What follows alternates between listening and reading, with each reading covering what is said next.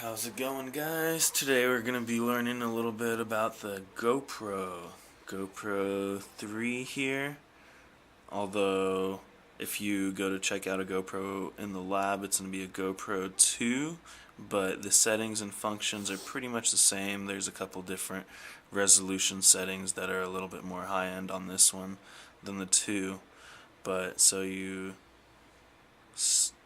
there's going to be mainly just two buttons you're going to worry about. This is to turn it on. Hold that down. Wait for 3 beeps. So you can see right over here it's in video mode up top.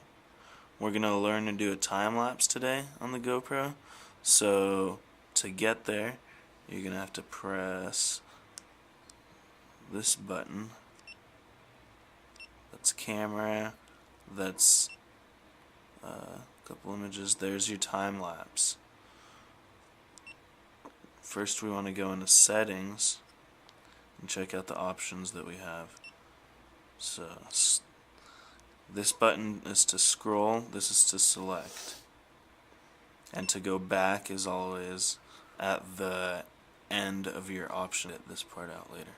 Okay, so over here, to select it, press that, and then you could scroll through different amount of time that you could do, all the way up to 60,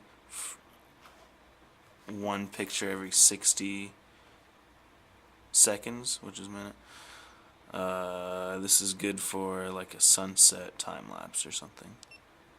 So for now we're just going to leave it at half a second for every shot, and then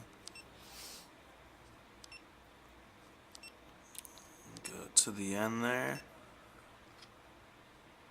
and exit. So right now it's in camera mode and I want to be in time-lapse mode. Alright, so there's how many pictures I've taken so far. I'll go ahead and start the recording before I go place my camera so you guys could see.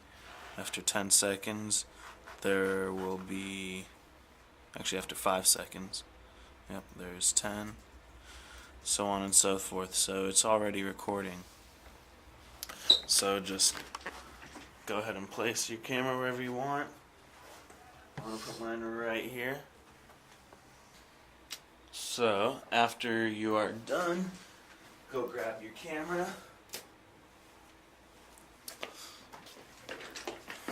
This is the button right here to stop it as well. This is always your shoot button, record. So it tells us how many pictures exactly we've taken. And so now you can turn off the GoPro. Hold that down till you hear 7 beeps. And on the 2, the opening up the case is a little different, but the arrows make it pretty easy to do. So take the GoPro out of its case.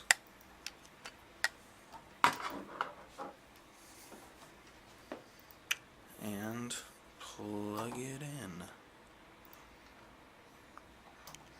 Right there. So this means that the GoPro is only charging. In order to transfer your data, you're going to have to turn it on again. So hold that down until you see that, and now it's transferring.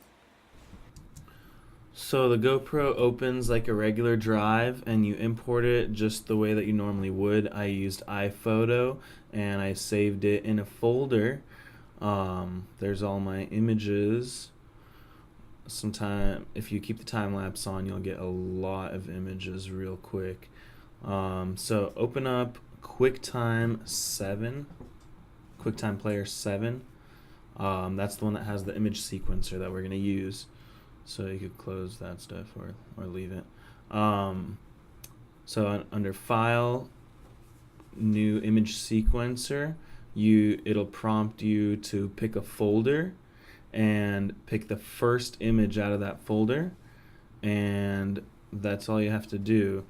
Now click Save and it'll ask you how many frames per second do you want it.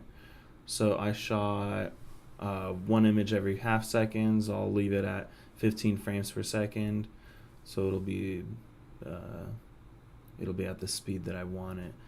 When you open it, depending on the resolution of your video, it might open up real big. You could just fit to screen, view fit to screen, and then export it. File, export, and name it. Name it as your time lapse. I usually just drop it back into that original folder just in case anything messes up. I have the original images and that file there. So if your project's really big, it might take a little while, but it'll show up right there in the bottom of the folder. So yeah, now it's just a little bit of a waiting game. So that's how you do it. Have fun. And here's an example of our intro to expressions tutorial that we made with a time-lapse video.